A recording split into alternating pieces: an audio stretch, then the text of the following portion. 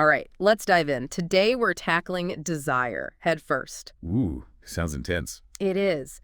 We're looking at a verse from Adi Shankaracharya's Bhaja Govindam. It really gets you thinking about how we see physical beauty. So, like, peeling back the layers. Exactly. It's kind of like using philosophy to dissect what we find attractive, what's really going on beneath the surface, you know? I like it. A philosophical scalpel. Haha, yeah. And this verse, it's not subtle at all. It just cuts right to the chase. But before we get to the verse itself, maybe a little context. Sure. So, for folks who might not be as familiar, Adi Shankaracharya was this incredible Indian philosopher, like way back in the 8th century. Yeah, and his teachings of Vedanta, they're all about understanding the true nature of reality. Right. And like who we are beyond all the illusions. And one of the big illusions he tackles is this whole idea of Maya, which we've talked about before, but... There's one thing to talk about it abstractly, right? Right. This verse, it brings Maya into our everyday experience, especially when it comes to beauty. Makes you see it everywhere, doesn't it? All the ads, the movies, everything's telling us this is what beauty is, this is what you need to be happy. It's a trap, though, isn't it? We chase these images, but the verse is saying, wait a minute, look closer. You ready for this? Hit me with it. Okay, here it goes. Observing the bosom and navel region of a woman. Avoid succumbing to the delusion or infatuation caused by it. Recognize this as a modification of flesh, fat, and other bodily materials. Contemplate this repeatedly in your mind. Whoa. Yeah. Talk about direct. I mean, right out the gate. It grabs your attention, right? I mean, I was a little surprised when I first read it. Like, okay, Shankaracharya going straight there. It's a deliberate shock tactic, right? It's meant to shake us out of our, I don't know, our usual way of seeing things, to force us to really look at desire. Yeah. Like, all right, we all get it. Attraction is real, but let's not stop there. Yeah. What's interesting to me, though, is how this connects to moha. Right. It's that delusion, that infatuation. Yeah, but moha is more than just a crush. You know, it's deeper. It's like this mental cloud that makes us think happiness depends on stuff outside of us. Ah, I see.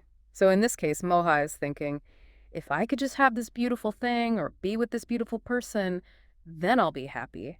Exactly. It's that attachment, that feeling of, I need this to be complete. But Vedanta is saying, nope, that's not where real happiness comes from. That's the illusion. So it sets up this vicious cycle. We see something we want, get attached, and our mind convinces us we need it, but it's never enough, is it? Never. Because it's conditional happiness. Dependent on something that can change, fade away. That's the danger Shankaracharya is warning us about. We lose sight of who we really are when we get caught in that trap. Okay, now this next line is where things get really interesting. Recognize this as a modification of flesh, fat, and other bodily materials. It's like, bam, reality check. Right. It's so blunt, so matter of fact. But it's like he's saying, strip away all the romantic notions, all the fantasy. What's really there? Just the physical building blocks, and suddenly it's not so glamorous anymore, is it? Nope. The spell is broken. You see it for what it is. It's like pulling back the curtain on a magician's trick. This is where it starts to feel almost radical to me, you know? It's not just saying desire is bad, don't do it. It's giving us a way to actually break down those patterns in our minds. Absolutely. It's like he's handing us a toolkit for dismantling the whole system that creates suffering. It's brilliant, really. And that brings us to that last line. Contemplate this repeatedly in your mind. So it's not a one-time thing, right? Definitely not. It's about taking these words, letting them sink in, really integrating them into how we see the world. Nidhyasana, right. That repeated reflection. But how do we actually do that? I mean, it's easy to nod along, but to really live this. That's the million-dollar question, isn't it? That last line about contemplation, that's where the real work begins. Nidhyasana. Easier said than done, though, right? It is. But think of it like this. You've been given this incredible tool, but a tool's no good unless you know how to use it. Contemplation is like learning how to wield that tool. And that's where the rubber meets the road, so to speak. Makes sense. But I'm imagining our listeners right now thinking, okay, but how do I take this verse off the page and actually make it work for me? Right. So remember that concept of neti, not this, not this. Well, that's not just some abstract idea. It's something you can use like right now, in this moment, anytime. So we can use neti to break free from moha, from that grip of desire. Exactly. When you feel that pull, that intense craving, that's your cue. Stop. Look at what you're craving and say, not this. This isn't going to bring me lasting happiness. This pleasure, this beauty, it's not the source. Wow. So we're literally using the verse as a tool, like a mantra almost, Yeah. to retrain our minds. Yes. You're interrupting that automatic pattern of craving. Mm. And you know what? The more you do that, the more you actually start rewiring your brain, creating new pathways, new habits. So it's like we're actually changing our brains through this practice. That's wild. But it's not just about saying no, right? There's also that idea of cultivating vairagya, which honestly has always sounded a little scary to me, like giving up on everything. I get that. Vairagi gets a bad rap sometimes. People think it means being cold or detached, but it's actually about freedom, Yeah. true freedom. Okay, but how does seeing that everything changes, how does that make you free? Doesn't that make life feel kind of meaningless? That's where the real beauty of Vairagya lies. When you see that everything's in flux, that nothing lasts forever, you can start to let go. You can appreciate things, enjoy them, but without clinging to them as if your happiness depends on them. So it's not about denying pleasure or beauty, it's about experiencing them differently, with a lighter touch maybe. Exactly. It's about being fully present in the moment, enjoying it, knowing it won't last forever, and being okay with that. You can flow with life, yeah, without being weighed down. I'm thinking about all the times I've held on too tight, to relationships, things, even ideas, and it just created so much suffering. We've all been there. But with Vairagya, you can ride the waves, so to speak.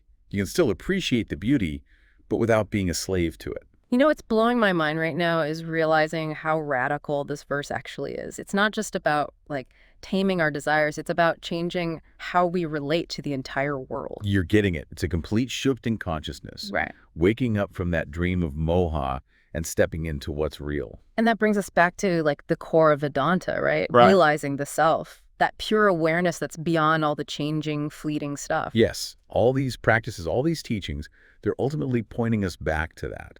The Bhaja Govindam, it's like a roadmap, a guide for that journey of self-discovery. And I'm also seeing how this verse connects to devotion, to bhakti. It's not just about negating desire, it's about redirecting it, channeling it towards something higher. Beautiful. You're right. For those on the bhakti path, this verse can be seen as an invitation to shift that focus from worldly beauty to something more lasting, more divine. So instead of being captivated by, like, outer beauty, you're captivated by the beauty of the divine, the beauty of your own true self, maybe. Exactly. It's about connecting with that which is beyond form, beyond limitations, true fulfillment. This is opening up so many new layers to the verse. I love it. It's not about renouncing desire, it's about refining it, transforming it. And that transformation can take many forms. For some, it's meditation. For others, it's service or art or music. The key is finding what resonates with you, what connects you to that source of infinite beauty and love, whatever that looks like for you. This has been such a rich exploration. I feel like we've peeled back so many layers of this verse. And I have a feeling there's even more to uncover. There always is. That's what's so amazing about these ancient texts, right? They keep giving, revealing new depths as we go deeper. Before we dive into the final part of this deep dive, I just want to pause for a second and recap what we've explored so far. We've seen how this verse really makes us question our ideas about beauty, right? And how it shows us the sneaky ways moha works in our minds. But also how it gives us these practical tools to cultivate vairagya, to redirect our desires, to shift our focus from the temporary to the eternal. It's been a profound journey so far, and I can't wait to see what unfolds next. After our last 2 deep dives, I gotta say, this verse has really shifted my whole perspective on desire. I used to think it was all about, fighting it, suppressing it, but now I'm seeing it as something that can actually help us grow if we know how to work with it. Yeah, that's a really beautiful way to put it. And it's what Shankaracharya is pointing to, I think. It's not about erasing desire. It's about, refining it, Yeah. helping it reach its full potential. Like alchemy almost, turning lead into gold. But I'm guessing for a lot of folks, this idea of redirecting desire toward the divine might sound a bit out there. How do you even do that? It's true. It can sound abstract, but the path of bhakti, of devotion, it's really about the heart. It's about cultivating that deep love, that yearning. And there were so many ways to do that. So it's not necessarily about becoming a monk and living in a cave, renouncing all worldly pleasures. Not at all. It's more about seeing that spark of the divine everywhere, in everything. Beauty becomes a reflection of the divine. Joy becomes a gift from the divine. Even our everyday actions, they can become an offering. I love that. So it's about bringing a sense of the sacred into like every moment. But how do you actually do that? Especially if you're used to, looking for fulfillment outside yourself and all the usual It places. starts with a simple shift in attention.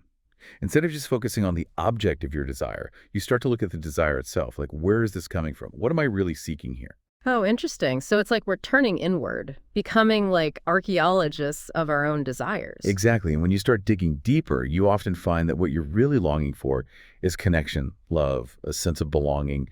And those things, they can be found within, not Hmm. just in relationships or possessions, but in that relationship with the divine, with that source of infinite love that's already there inside you.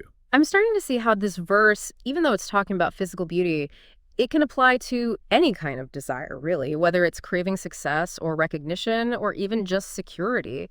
We can use these same principles to like examine the root of that desire and see where it can lead us. That's the power of these teachings, right?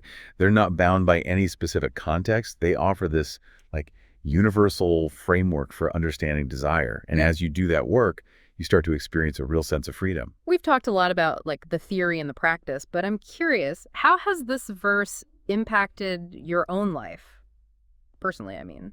Oh, it's been huge for me. It's taught me to question my assumptions, to let go of those fleeting pleasures, to cultivate a deeper connection with the divine.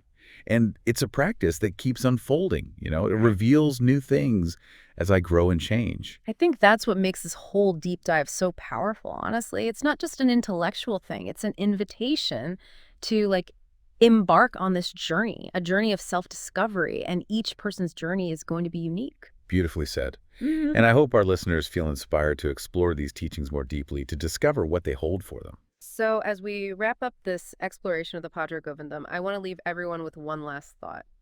If beauty is truly in the eye of the beholder, as the verse suggests, then what does that say about all our perceptions? Are we like creating our own reality with every thought, every judgment we make? And if so, what kind of reality do we want to create?